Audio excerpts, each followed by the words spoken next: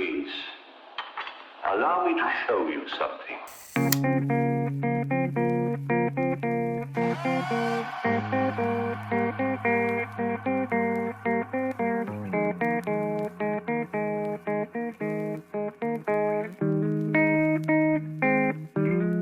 Wrote you a letter.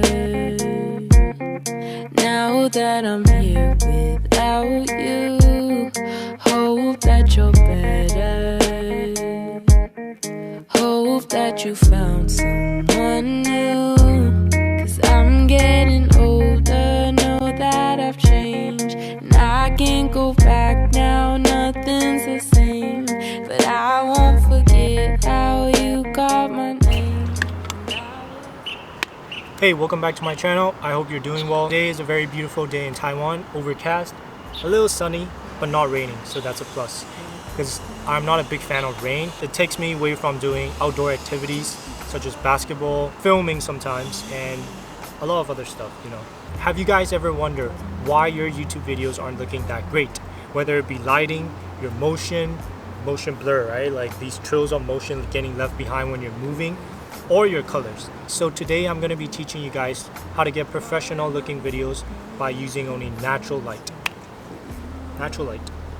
Well, to get into creating better looking videos, professional looking videos, we have to understand what lighting is. When we think of lighting, there are two different lightings, right?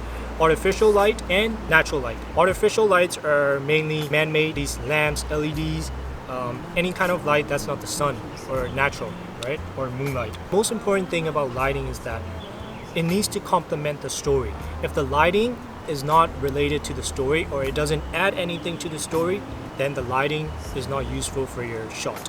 Typically when we shoot videos, there are three different lightings you can use. You have your backlight, where light is coming from your back. You have your side lit, so lighting from the side, and you have front lit, frontal lit. The first thing you want to do when lighting a scene or finding light is to find your primary source of light. And I want to tell you guys what motivation light means. Typically right now, if I want more sun on me, we have to motivate the sunlight by using artificial lights. So we can bring in an aperture, 120D, 300D, or whatever light you want to motivate the sunlight to hit my face. And there's another kind of light that's called practical light. Practical lights are lights that complements you, or lights that are already in these scenes. So let's say, for example, you're in your room and your night lamp is turned on. That's your practical light. These lights complement the scene. Second, to get professional looking videos, to get quality looking videos, we need to understand our camera settings. It's so important to utilize the manual setting on your camera instead of auto. I know manual settings can be alien to you guys or very challenging sometimes, but don't worry. I'm gonna make it very simple so that everyone can utilize manual settings. Okay, I'm not gonna get into technical details about whatever I'm gonna talk about. If you guys wanna know the technical details, you can Google them, because I'm not the best source for technical details, but I'll explain it in a simple way that everyone can possibly understand. First, I wanna talk about frame rate. Right now, I'm taking the video in 24 frames per second. If I decide to take the video in 60 frames per second, I'll get more frames in that second, which means I'll be getting 60 different frames in 1 second. So that means I can slow down my footage and not get it too choppy. If I'm recording at 120 frames per second, I'll get 120 frames in 1 second. So I can slow it down even more to get a smoother motion.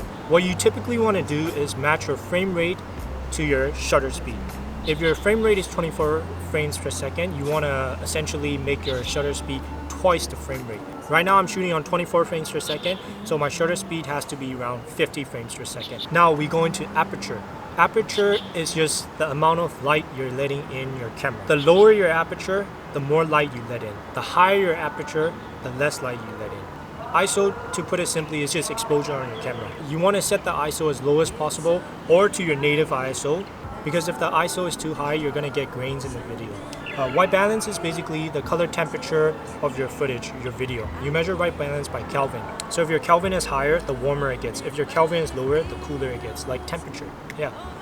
So that's it. Now that you've understand ISO, shutter, aperture, and white balance, you're almost a professional. I'll let you guys compare these two scenes taken with auto and manual, and then guess which one's auto and which one's manual. In the first scene, it was shot with auto. In the second scene, it was shot with manual. As you can see, auto settings will change your shutter, your ISO, and your aperture constantly, and that results in different images at times, right? You don't get to push your camera's full capability. But in manual settings, you know what's going to push your cameras to the limit, and you know what's going to perform the best. I know you're still a little bit confused about these terms and all these stuff that I'm talking about, but it will get very clear in a second. Now we're going to talk about how to light any scene in your videos using only natural light. When we're using the sunlight, we can use it in two different ways. We can bounce it or we can diffuse it. Bounce it means you take a reflector. When the sun is coming on the reflector, it will bounce off the light onto my face, so it's not direct. If you want to diffuse the light, you just put a little filter here, and then the sunlight will be diffused. Now you get a softer light. The first one would be vlogging. Normal vlogging, day-to-day vlogging, where you're holding the camera, you're going around, and the situation keeps changing. On the camera, you want to put your frame rate at 24 frames per second. Adjust your shutter to 1/50 of a second. Put your aperture as low as you can so that you're more focused on you instead of the background. And for your ISO, you want to keep it as low as possible. To adjust light, you either adjust ISO or your aperture. But if you're using an ND filter, you can adjust your ND and then leave everything alone. On your phones, it's very simple. You can press down on your subject. So I'm going to be pressing down on myself, on my face, and then lock it. Then you can adjust your exposure. What you typically want to do is you want to expose your face instead of your background. So when people are watching you, they will be more focused on you instead of what's going on back there. You want to avoid direct sunlight on your face and instead shoot in more shady areas like right now. Now let's talk about A-rolls. A-rolls are what we're doing right now. A still shot where someone's talking, or like an interview shot, right? But in this scenario, we want to expose the midtones. We're not really exposing us. We're not exposing all the way to the background, the highlights, but we want to expose in the middle of the highlights and us so that we have an equal amount of lighting in the back and in front. B-rolls are just secondary shots for your A-roll. And the final step to making your videos look great is post-production. If you have a camera that can shoot in a flat color profile, do that because it will make your color grading and your post-production much easier. And the most important thing is your skin tone.